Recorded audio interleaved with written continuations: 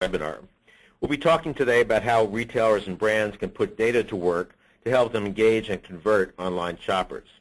Our speakers today include 3 Internet retailer editors who played key roles in producing the recently published 2015 Digital Marketing Report Series, which is loaded with examples of how some of the most sophisticated web retailers use what they know about consumers to increase sales. You'll be hearing from Mark Brohan, Vice President of Research, Zach Stambor, Managing Editor of Internet Retailer Magazine, and Senior Editor Bill Briggs. Also speaking will be Abner Germano, Senior Director of Solutions Marketing at New Relic, a provider of analytics software designed to improve e-commerce performance, and the sponsor of today's webinar. After they speak, we'll take your questions. You can ask questions at any time using the message box on your screen, and you'll all get an email the next day or so giving you access to today's slides. In today's webinar, we'll be drawing on Internet retailers' extensive data about online retailers in North America and around the world. And we're particularly focusing on examples of retailers using data to increase conversion rate and sales from our recently released Digital Marketing Report Series. Our panelists will be using these examples to show how retailers can use data to move a consumer down the purchasing funnel, from awareness and interest in a retailer and its products to completing the purchase. To set the stage, I'm going to talk for a few minutes about what's changed about how consumers get to the top of the funnel and how they proceed from there. The first thing to keep in mind is obviously online retail is growing much faster than stores, which is an indication that consumers are much more comfortable buying online, and that's led marketers to move more of their budgets to digital channels over the last 5 years. In fact, for each of the last 5 years in this annual survey, somewhere between 2/3 and 3/4 of companies say they're spending more on digital marketing than they did the year before. I think we're missing a. We need to advance the slide, please. Okay, that was the growth slide, and then next slide shows that this is also true for retailers. As we see it from this analysis of 17 retailers that break out both their online sales and their marketing budgets. Now, in fact, they increased marketing faster than sales last year, accounting for marketing taking up a larger percentage of their sales. But we need to realize not only is digital marketing growing, but it's also changing. I went back and looked at a Forrester research analysis of the allocation of digital marketing budgets in 2008 and their projection for how that money will be allocated in 2015. One thing that jumped out was that marketing through online social networks wasn't even part of the mix for most companies in 2008, but it's a big part of their spending this year. That's important because social media is now a big part of the buying process. The survey from Deloitte last fall showed 45% of U.S. consumers said they plan to go to online social networks for things like gift ideas, feedback from friends, to look for coupons and other things. And increasingly, retailers and brands want to be part of that shopping conversation on social media. The other big change has been the consumers are obviously using mobile devices a lot more. So understanding how consumers shop on smartphones and tablets becomes critical. As you can see here, the online consumer only shops on a computer is a minority, and their ranks are shrinking fast. Already, 2/3 of consumers who shop online use a smartphone or tablet at least part of the time, and 1 in 6 only shop on a mobile device, according to ComScore. So one of the things you have to understand is how your customers use their smartphones. Here's what the Deloitte study shows about how consumers plan to use their mobile phones to shop last holiday season. A lot of finding store locations, but also quite a bit of checking prices, looking for discounts, and actually shopping. So a little different for consumers on tablets, not so much looking for a store's address or hours, but a lot more shopping. So it's important to know how your consumers use their devices because it dictates how you design your site for each device and the kind of offers you make to a consumer shopping on a phone versus a tablet versus a PC. The net effect is that marketers are spending more on both mobile and social media marketing. What's interesting about this slide is that it breaks out the increase in marketing spend for acquisition and the amount being spent for retention and engagement, and both are growing. The percentage growth is coming down a bit this year because so many marketers have invested a lot in both mobile and social marketing over the last couple of years, but the important point is that marketers realize that their mobile and social spend can help fill the top of the funnel, but they also have to pay attention to how it helps move a shopper down the funnel and to the checkout page, and how they get the consumer to come back and buy again. So you need to make effective use of the customer data you collect in order to spend that money wisely. And there was a really dramatic shift in search marketing spending in the fourth quarter of last year. Recognizing that consumers increasingly were checking their phones while they shopped away from home, retailers shifted a lot of search engine spending to smartphones during the last holiday season. There was a smaller but still pretty significant shift to tablets, and retailers spent just a little bit more marketing to consumers on PCs. Again, it's from examining your own data you can decide the marketing mix that's right for you and how you should be designing your paid search ad copy for each type of device. And here are two more slides that illustrate why this shift in mobile spending is going on. Consumers do, in fact, click on ads from smartphones and tablets. In fact, the click-through rates on both search and display ads are higher on mobile devices than for desktops. And a bigger share of clicks on organic search results are also coming from mobile devices. Again, you have to look at your own data, but the industry data suggests that most retailers should be working hard to make sure their sites look good on mobile phones and tablets because, for starters, that will dictate how well they rank in search results, and that they should be looking at all their marketing activities and the design of their websites with the mobile shopper in mind, because increasingly, that's who is coming to your site. So those are two trends, the growing role of social media and mobile devices in shopping, that I wanted to highlight because I think they're a big part of the backdrop for our discussion today. Again, you'll be hearing from three speakers from Internet Retailer in order: Zach Stambor, Senior Editor Bill Briggs, Mark Brohan, Vice President of Research, and after Mark, Abner Germano of New Relic, Senior Director of Solutions Marketing there. After they speak, we'll take your questions, but you can ask questions at any time using the box on your screen, and you will all get an email with instructions on how to access your slides. With that, I'll turn the mic over to Zach Stambor, the Managing Editor of Internet Retailer Magazine. Great, thank you. What I want to talk about is how it's getting harder to be seen on social networks. If you can advance. It's getting harder to be seen on social networks, as you can see in this chart. The average organic reach for Facebook brand posts is falling fast, particularly for brands with a lot of followers. To put it another way from this chart, in an average month, only 1 in 4 fans will see a brand's organic post. And it's getting harder. The social network in January changed the formula it uses to determine what consumers see in their news feeds to minimize the number of consumers who see a brand's organic posts if Facebook deems them too promotional. For example, posts that urge consumers to buy a product, install an app, or enter a sweepstakes. The move was the latest in a series of steps that Facebook has taken to reduce the number of non-paid brand posts consumers see in their news feed, a strategy that implicitly pushes retailers to buy ads if they want to market to Facebook users. The visibility challenge isn't unique to Facebook. The half-life of a tweet, which is when half the link clicks to a tweet occur, is 24 minutes. You can find similar data points when you look at other social networks such as Instagram, Pinterest, and Winelog. It's not just about being seen. It's about posting with a purpose, giving consumers a clear reason to interact, even if you don't explicitly ask for that action. You can see the difference here with a post from my local wine shop on the left that not too many people saw. But even if they had seen the post, it wouldn't have done much good because there isn't an action that relates to it. On the right, you see a post from Beyond the Rack that uses a bold, powerful image to drive the shopper to click. The need to drive the click is important because social networks have evolved into direct marketing channels rather than branding channels. And retailers have to examine what posts users actually see and click on. For example, Beyond the Rack examined its 2013 social media data last year and found it drove 5.1% of its site traffic from social networks in 2013, with Facebook accounting for the lion's share at 4.5%. However, that traffic wasn't particularly lucrative. The retailer's social commerce sales were just $962,000. That's a drop in the bucket for a retailer that generated $160 million in revenue in 2013.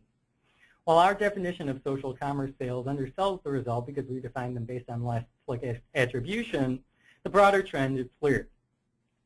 That's why Beyond the Rack decided to adjust its approach. Rather than seek to drive engagement on Facebook, it sought to drive shoppers to its site by posting big, image-focused posts that showcase its products.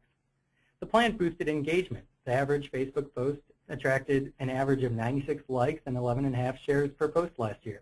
And its social traffic jumped to 11.3% of its total site traffic last year, with Facebook again accounting for the lion's share at 10.2%. But most importantly, that traffic was lucrative. The retailer's social commerce sales jumped to $11.9 million. That social commerce sales increase wasn't just a result of Beyond the Rack changing its posting strategy.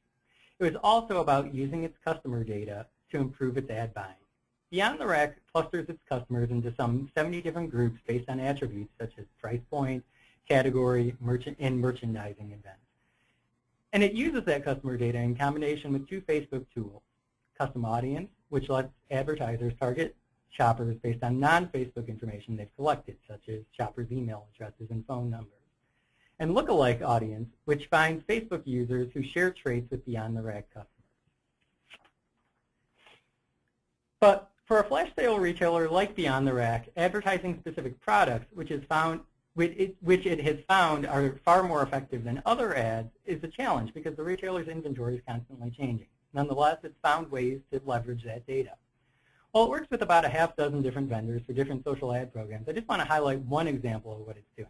Last April, Beyond the Rack worked with digital marketing agency Brightforce Media using Kenshu's social workflow tools to acquire new members via Facebook ads. It used Lookalike Audience to find consumers similar to its existing customers. During the 3-month campaign, the retailer experimented with different types of ads and images. It also fine-tuned its ad targeting to specific narrow niches. The goal was to present the right ad at the right time to the right person with the right creative, says Director of Marketing Richard Cohn. The tests found that targeting new customers with mobile app install ads, which encourage mobile consumers to download its app, as well as ads that use big, colorful product images to highlight current sales, worked best. By carving up its customer base into small clusters and fine-tuning its targeting, it boosted its click-through rate 160%, and its return on ad spend grew more than 200%. Beyond the Rack is hardly alone in using ads to boost sales from social networks. Among the 42 retailers in the 2015 Social Media 500 who shared their ad spending with us, their spending jumped 144% last year, and 6 spent money on ads for the first time. That money is well spent as click-through rates are growing. Nannigan's e-commerce customers' click-through rates jumped 332% in the fourth quarter last year, which shows that the ads are increasingly effective. They also jumped 18% compared to the previous quarter. That increased spending is helping boost traffic to retailers' sites from social networks. The top 50 retailers in the 2014 Top 500 guide boosted their unique monthly visitors from social networks 34% last year. But as I mentioned earlier, traffic isn't the point. Sales are. And it just so happens that consumers who interact with brands on social networks are more valuable than other shoppers. Consumers who click from social networks to retail sites or share an item on a social network spend an average of $126.12 on a retailer site in a 30-day period after taking that action. That's 8.2% more than the $116.55 average that other shoppers spend, according to Ad Shoppers. And that data doesn't rely on last click attribution, but rather tracks consumers for a 30-day period after they interacted with the brand on a social network. And that goes to show there's a lot of value in digging into the data to understand what your customers want to see on social networks. Thanks.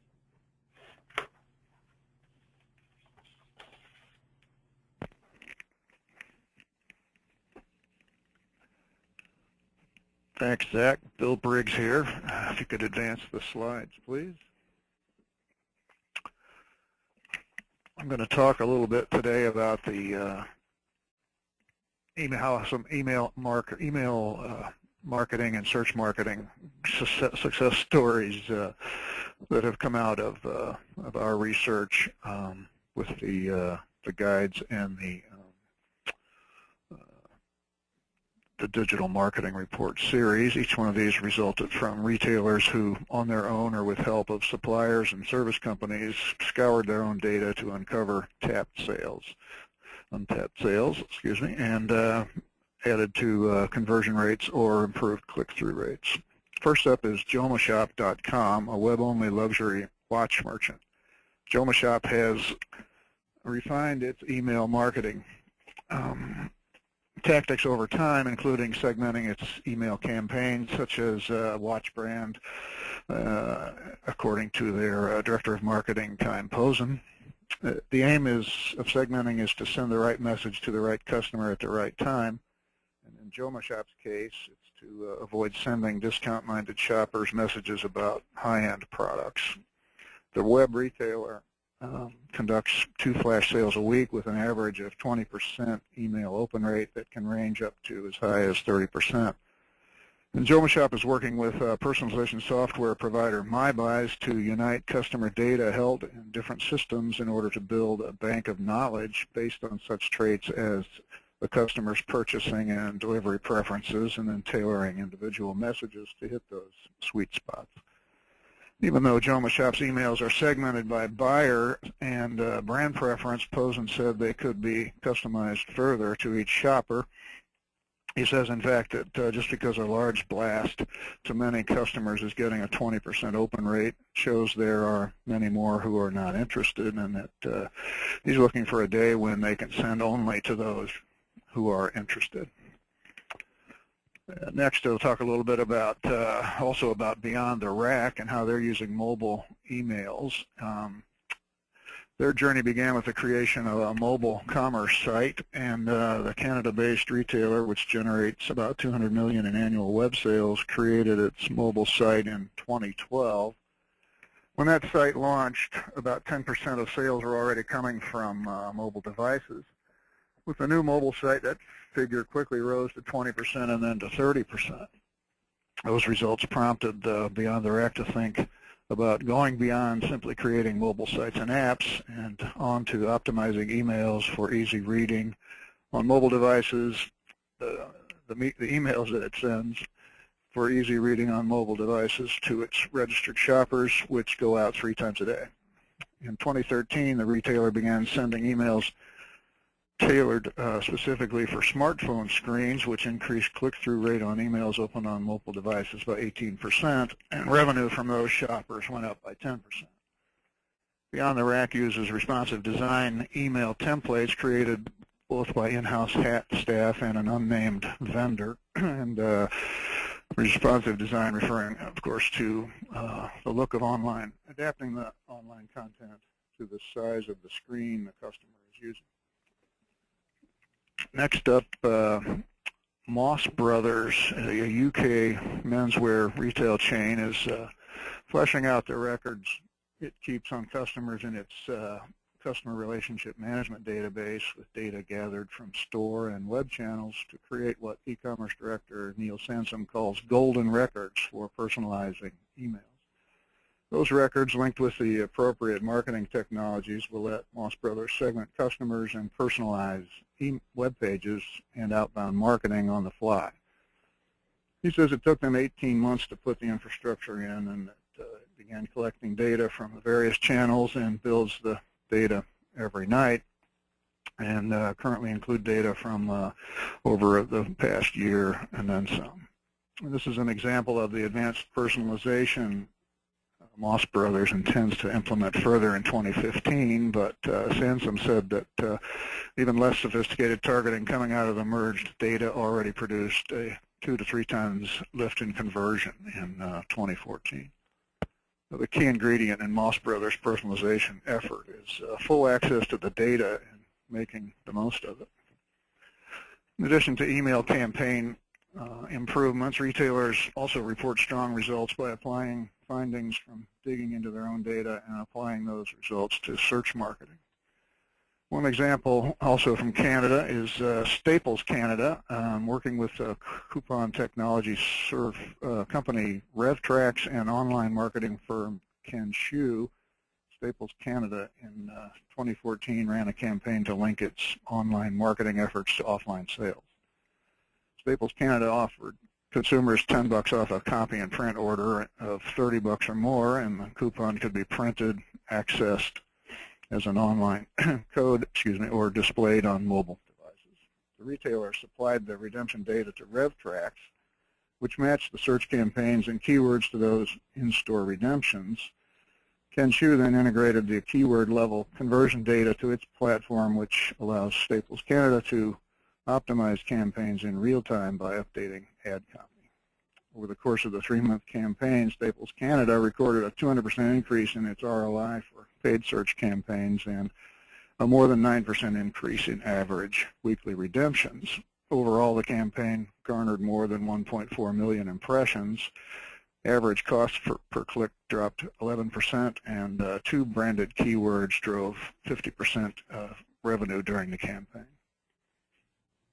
In another example of a retailer building on its own data, B2B and retail e-commerce player Build.com sharply increased revenue from targeted marketing campaigns. Build was using a cloud-based business intelligence management tool from Burst Incorporated, which it deployed in 2013. And the supplier pulls in data on email and search marketing campaigns, web click streams, and conversion rates and sales on Build's 9 e-commerce sites, as well as third-party e-marketplaces, then provides dashboard results for Build's marketing and merchandising teams.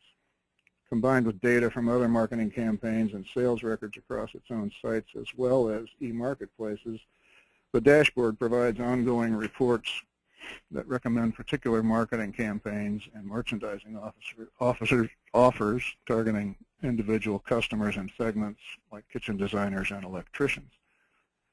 Before Build deployed Burst, about 80 employees involved in marketing and merchandising spent several hours each day pulling what Build calls less useful data reports from a SQL database. Build now works with a 3-person data analytics team, but it enables 150 or more marketing and merchandising personnel to log into the dashboard to get the reports. And he adds that Laban, their Director of Business Intelligence, notes that 350 of its total workforce of 400 use the Burst data, including customer service and marketing and merchandising. Unlike traditional paid search marketing, mobile paid search is in its early stages of life, and many retailers don't yet necessarily see the value. Mobile seems to be attractive everywhere else, but and some are lured these days by the low cost of paid search ads on smartphones, which can be roughly 44% less than on desktops, according to search marketing agency Covario. But clicks on those ads aren't leading to many sales. Retailers like Clean Freak, an online retailer of professional cleaning products, have explored mobile paid search, but the data shows a limited return. Clean Freak receives about 20% of its traffic and 30% of its revenue from traditional paid search, says Joe Aldrich, its digital analyst. And for now, though, mobile paid search is on the sidelines, he said, because they pulled back because they couldn't see the conversions. Clean Freak, though, recently did launch a responsive design website, one that adapts to the size of the consumer's screen. And that means Clean Freak could soon revisit mobile paid search, he says, as now consumers clicking from those ads on a smartphone will see a site tailored to their device. And like Aldridge, many retailers recognize there's little point in spending a lot of money on advertising on smartphone screens if the websites won't look good on those screens. But as most retailers optimize for, or at least more of them, optimize for mobile phones, whether through creating mobile-specific sites or going the responsive design route, it's likely that more of them will ramp up their mobile paid search efforts in 2015. So now I'll hand off the mic to Mark Brohan. Thanks, Bill. Let's get right to it. So opening with perhaps what is a duh statement or something obvious, which is the information on the internet is all about data. On the web, you can measure anything. I would also wager to a fair extent that almost everybody on our webinar today has some experience looking at web analytics and web traffic reports, because those are two bread and butter e-commerce reports that yield data. What I want to focus on, though, for the next several minutes, however, is taking a look at some key examples of top 1,000 retailers that are looking at key aspects of their data, going a little bit deeper across the metrics they're looking at, And as a result, they're being rewarded with ROI and best practices and strategies that come to bear on a positive output. In this case, higher conversion rate, if you will, growing web sales, that type of thing. So to begin with, I just want to quickly set the stage for who shops the Internet Retailer Top 1000. In general, the Top 1000 are an inquisitive bunch. They like to know who's shopping their e-commerce and mobile commerce sites, when, why, and how often. So who are the customers to the Internet Retailer Top 1000? Well, they are slightly more male than female. Nearly 60% are between the ages of 35 and 64 and have relatively good annual household income. In fact, about 22% have household income annually exceeding $100,000. Top 500 shoppers are also loyal.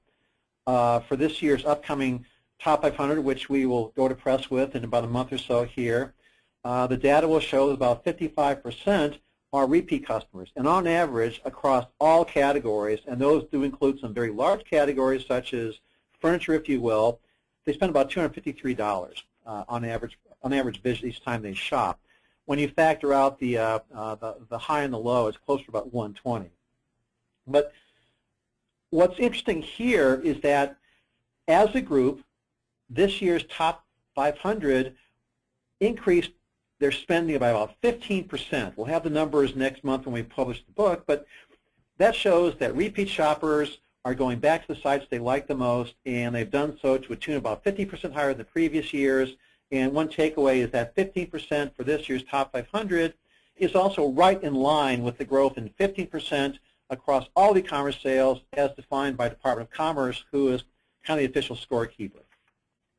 So the first one I'm going to look at here is the fact that Internet retailers also spend about 4 minutes per site. They like to kind of look around. And one of the areas they like to look around on is a site called envelopes.com.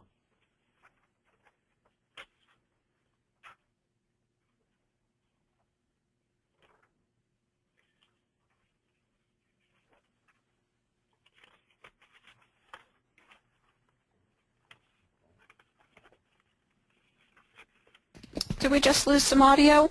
No, sorry, my slides got a little, how does that? Let's just go to the next slide, please. Let's go to Steiner Tractor.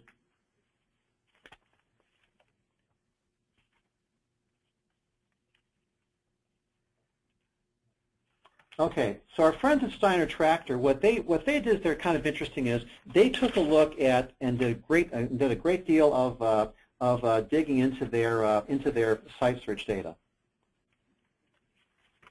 And as a result, what they did is they have a nose for numbers, and they're crunching numbers that yield ways to boost sales. Analyzing what buyers from farming organizations and equipment retailers search for and when on their site is a great way to figure out what they're thinking about and shopping for. Stein is putting much more emphasis on analyzing its own site search data using commercial site search technology. Steiner takes the insights from analysis of site search and applies them to search engine marketing across the web, including keyword buying and search engine optimization. In fact, one way that Steiner has monetized these search result pages is by including related how-to videos among the results, which in turn helps convert shoppers to buyers. A couple more cases in point here. Because they're drilling down farther into both their internal and external site, search data, what they're finding is that if you look at where customers shop and kind of boost the how-to information, especially with embedded videos, those do extremely well on Google and improving Google.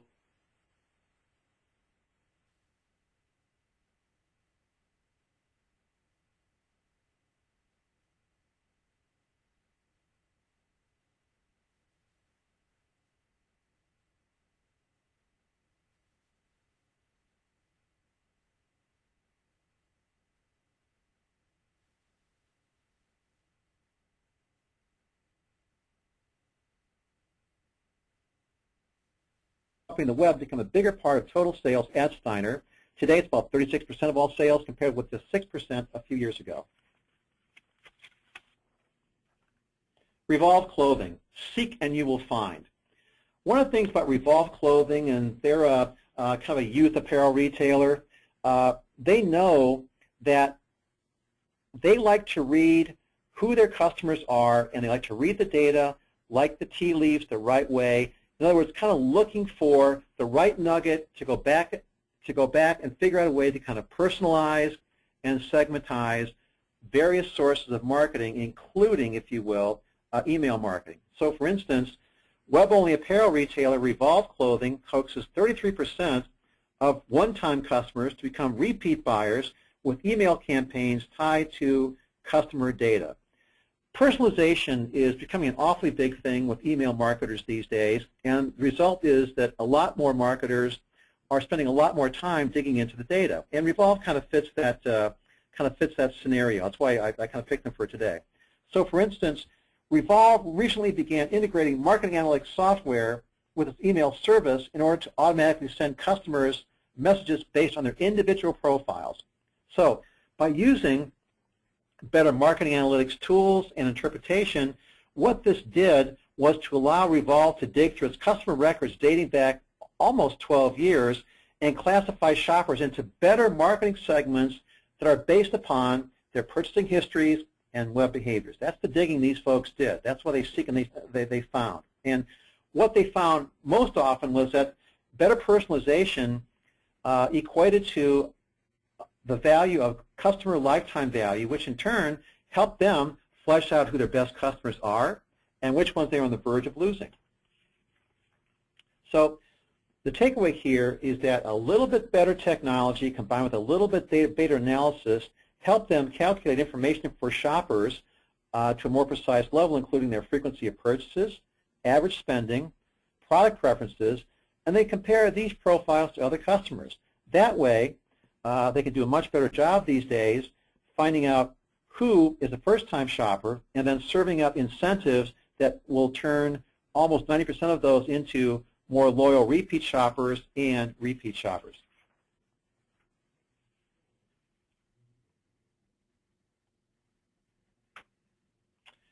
Terry's Bicycle also is a good example of a web retailer that knows their customer and likes to do data mining to kind of get some rich rewards. In this case, what they've done is they've married up a deeper analysis of who their shoppers are and where they come from with serving up a lot more focused content that in turn drives results. So how did Terry Bicycles make data analysis a smoother ride?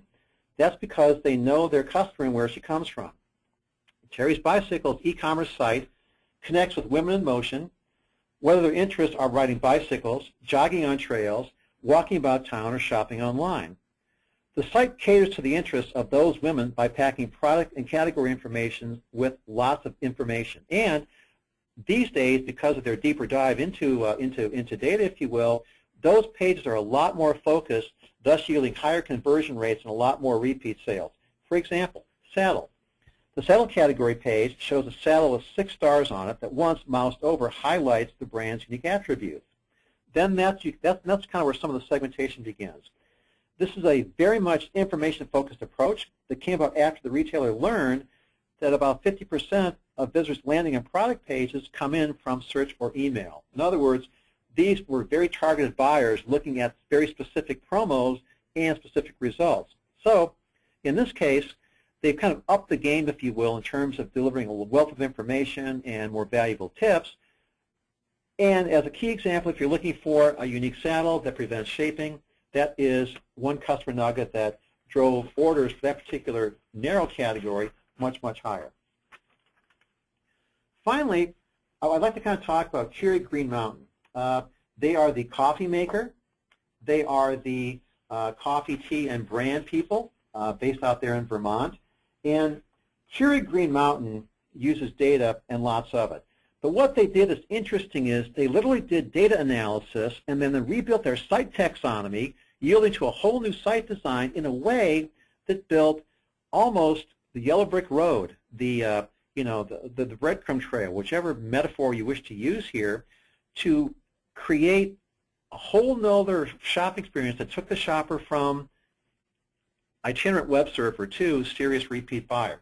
And that's because they used data and lots of it to literally build a path for its customers to follow on a journey, as I mentioned, from disparate web surfer to serious repeat buyer. At Keurig Green Mountain, which boasts a relatively high 13% conversion rate, among the highest in the top 500 by the way, an expansion of its online selection has prompted a new look at how the web and catalog merchant converts browsers to buyers. In recent years, the addition of new types of coffee makers and several new brands of coffee, tea, and other beverages has produced a much larger online inventory of about 500 products compared to several hundred just a few years ago. And that bigger inventory has Keurig Green Mountain thinking about the several steps a customer takes before she clicks the buy button. All that goes back to the extended data analysis that Keurig did. And I think it's a good example of how data can be used to redesign a site, redo taxonomies, and get to a much higher conversion rate. Or, if you will, help a high one at 13% hold steady. As George Neal, who's the SVP of Digital out there, told me, we think of successful conversion as a journey that engages the customer at key milestones along the way. The first milestone is driving traffic through search, email, and social.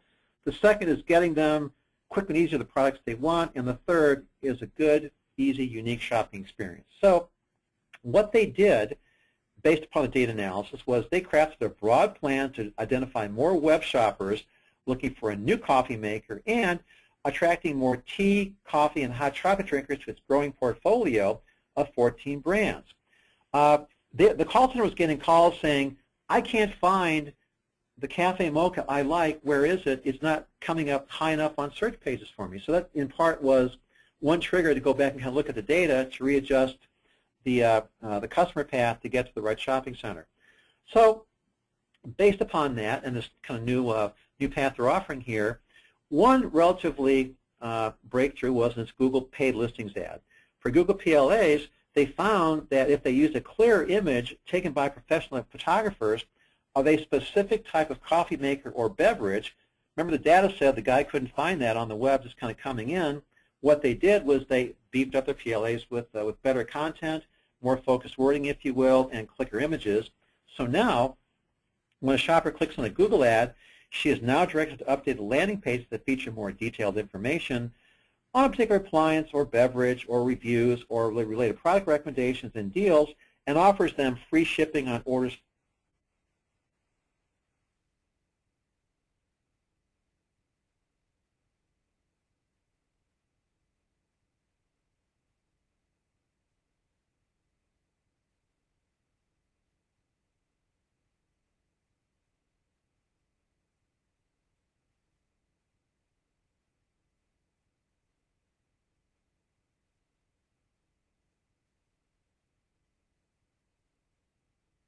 Web merchants categorize their products on various pages in a site search engine.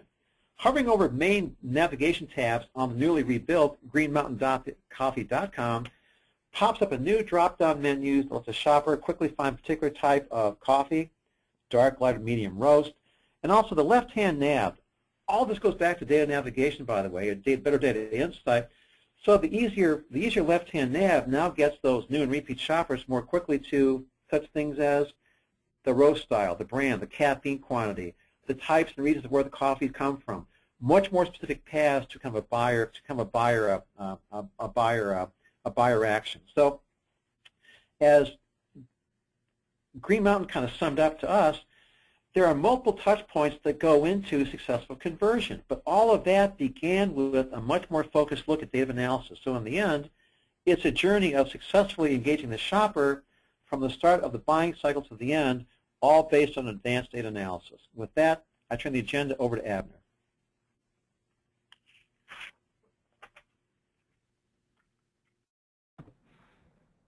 Well, thank you.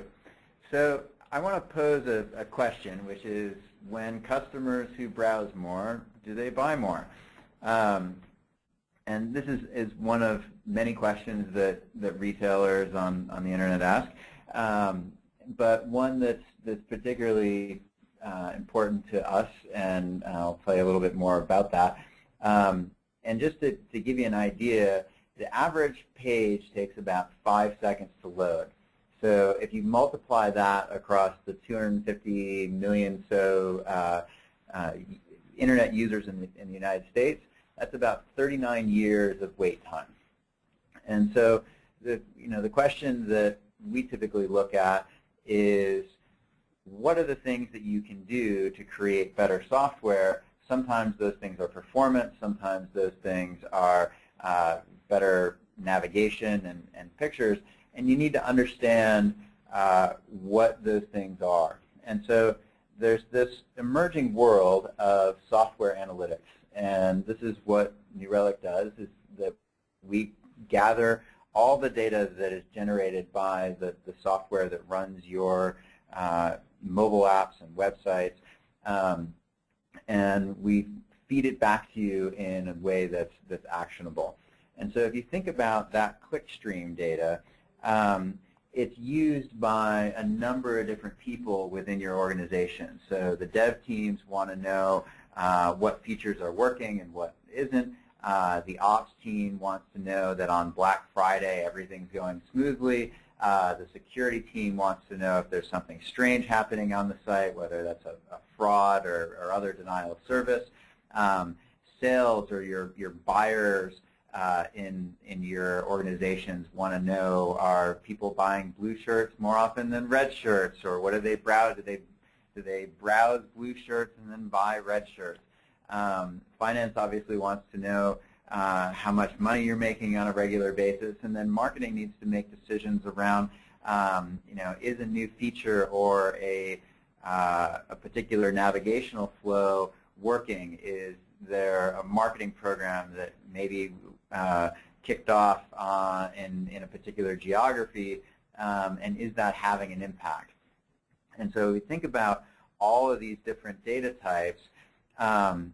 Historically, it's been fairly hard to actually get your arms around all of these. You had to go to lots of different tools.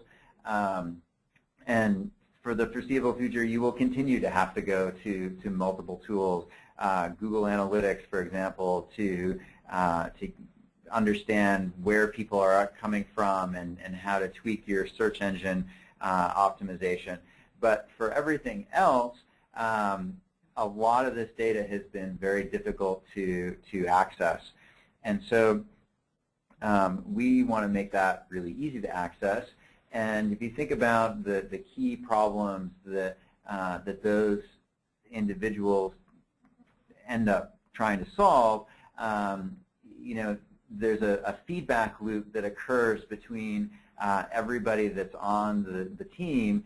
And one of the things that we feel is extremely important is that you start using data to create that, to drive those feedback loops between each of these individuals, because when you use speculation, very often the trust boundaries between these particular roles and responsibilities can hurt, let's say. And so one of the things that's also pretty key is we see a lot of different websites and digital businesses at really 3 different stages. So the first stage is just meeting market expectations. So and I'd like to use healthcare.gov as a good example of this. Healthcare.gov a year ago was in the news because the site didn't work. It wasn't meeting the market expectations. People couldn't use the site, and they had no idea how many people were using the site at any particular point in time. These are pieces of information that you should know. Is your site actually working? And so if you're at this stage, you need to be able to answer questions at every stage of the process, from the how does this site work to how are customers engaging with it, and then whether or not that's actually generating the business result that you need. And so then we see people moving to compete, which is, hey, I'm just trying to understand, is my mobile app performing? And maybe I'm looking at a native app versus a responsive website, and we'll talk a little bit more about that in a second. For those of you who have single-page web apps, or where you're trying to get people to scroll and browse lots of different items, when you think about how long does it take from that page load to that initial experience, and for each scroll, how do you make that experience very, very smooth and fast and intuitive so that your customers can see lots of different products and then buy the ones that they want, or add that one extra product that's going to improve your profit margin for the quarter. And then on the compete front, will you have movement to cloud environments and other business questions that that your executive staff wants to ask. And then we have our best customers who are have sort of proceeded through these other two, which tend to have a broad set of different goals, and at the very highest level, they want to know that when they try, feature X, that it helps and it works better than feature Y. And so when you think about that experience, that customer experience that you've had using a web app where you step away from it and you go, wow, my life is better, that's the type of experience that you're looking for. So just very quickly, in terms of how New Relic works, we put a little software agent on essentially every single piece of your application, and we send that data up into our cloud and then make it really easy for you to analyze. So we take all of that information. It's about 800 billion data points a day right now. Just to give you an idea of how much data that is, we pulled the entire Twitter fire hose into the same database this past fall, and the people running it didn't even notice because it represented about less than 1% of all the traffic that's flowing into this environment. So in order to do this right, you have to have lots of data. You have to have a multi-tenant architecture. Obviously, we don't want our customers seeing each other's data, and so there's a large investment in security. And the good news is because we have built this infrastructure, it's very easy for you to stand it up and add it to your website. And in fact, I'm going to ask you to go talk to your developers, because many of you may already have New Relic deployed. But the important part is that you should be able to experience your data in a very intuitive and easy-to-use way. And one of the things that we see is that the more people that are involved in making a digital business successful, the easier the software has to be to use.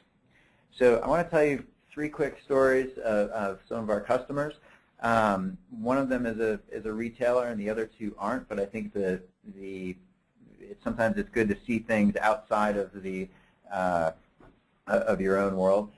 Quizlet is a top 100 website that basically does digital flashcards for students. And when they were trying to figure out some performance problems with their site, they deployed us. One of the really cool things that they do is if a customer calls up and says, hey, I've had a problem, historically they said, oh, I was clicking on this page, and you say, well, which page? And the customer says, well, I don't know which page. And now when a customer calls, that customer's browsing history is right in the support specialist's view, and so they know exactly what happened, and they can either guide the customer to what's wrong, or they can tag it as a problem and send it to the developers, or process it much, much faster than they used to in the past. And we see a number of retailers starting to look at this same capability, and in some cases do things like if say a cart process takes too long, automatically offer a coupon to say, hey, we're sorry that it took so long to check out. Here's a coupon. Come back next time and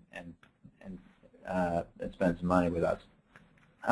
Next one, Outlook. Outlook is an awesome flash sale company. They were acquired by Nordstrom about 2 years ago now, and real innovator in retail. They do a huge amount of their business in about a half an hour every morning, so it's critical for them to see exactly what's happening across that half hour. And one of the other really cool things is their experience is not just that half hour, it also extends all the way through their warehouse, and so they want a great experience from the moment the customer says, yes, I want to buy that item, to the moment it ships out and lands at the customer's door. Downtime is not acceptable. They want really smooth, fast experience there. And so they have actually taken all the data from both their warehouse and their software, and they can view that entire process in a single dashboard. And by the way, it took them about a week to set all that up. They didn't have to get their IT department to spin up new servers or choose new software. They were already using us, and so they sent us some new data, and we're up and running very, very quickly. The last one I want to talk about is Trulia. If you've bought a house anytime recently or looked at buying a house, you've probably had this experience.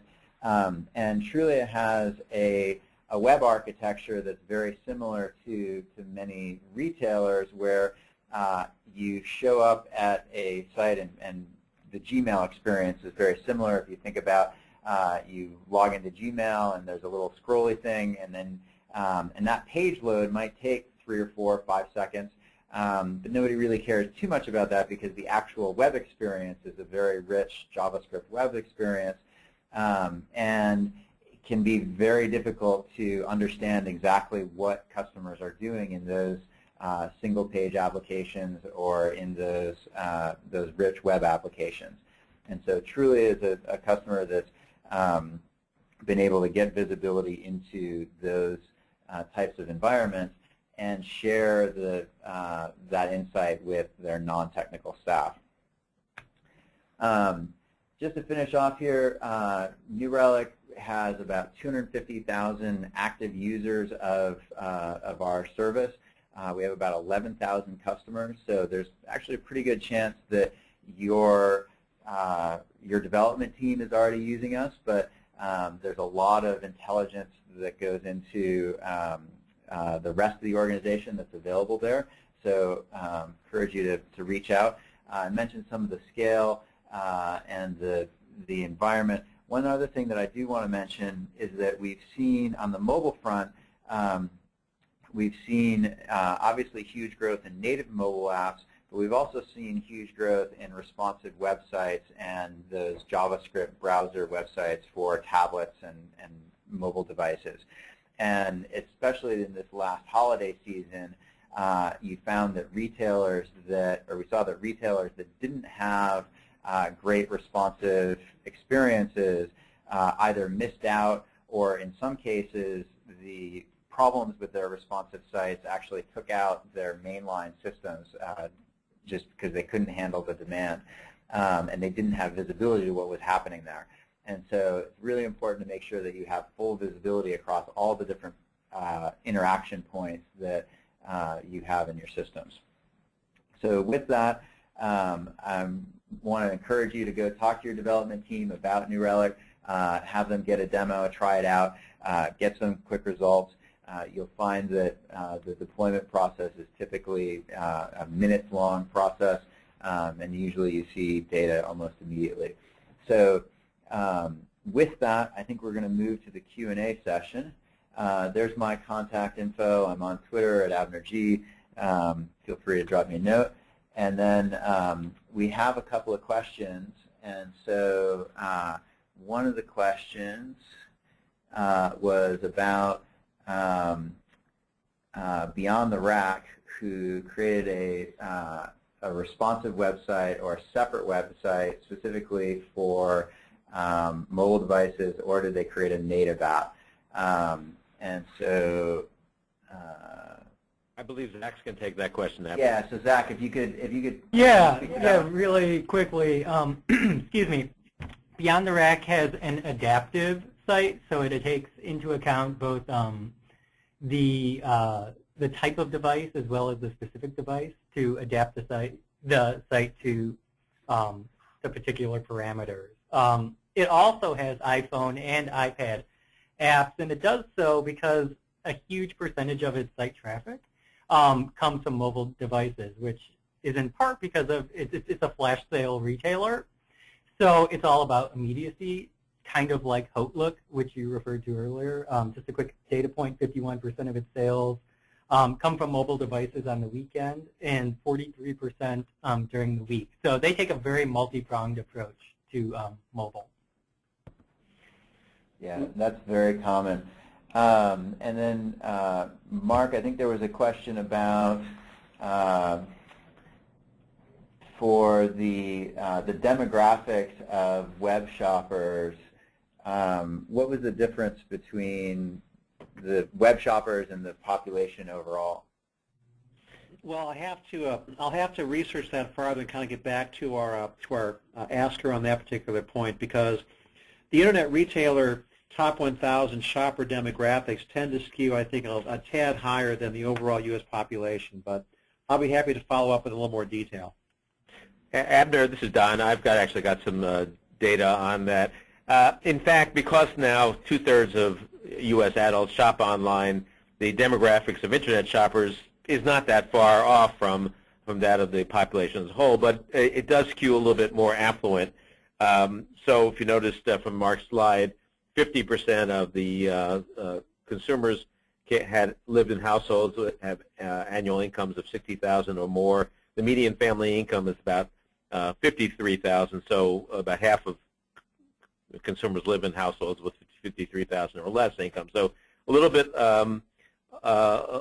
slightly more affluent. In terms of age, 75% of Internet shoppers are between the ages of 25 and 64 versus about 52% of the population, but that's mainly because kids don't shop online very much. So it really is just eliminating the young people. Actually, among people 65 and up, it's almost exactly the same. About 12.5% of the population is in that age range, and that's just about the percentage of online shoppers. So even older folks are shopping online pretty much in line with their percentage of the population.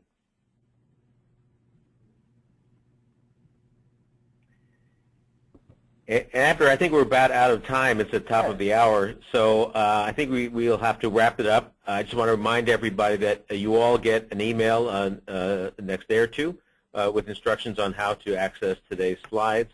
Again, I want to thank Abner Germano of New Relic and Mark Brohan, Zach Stambor, and Bill Briggs of Internet Retailer for their presentations. And thank you all for attending. Have a great day.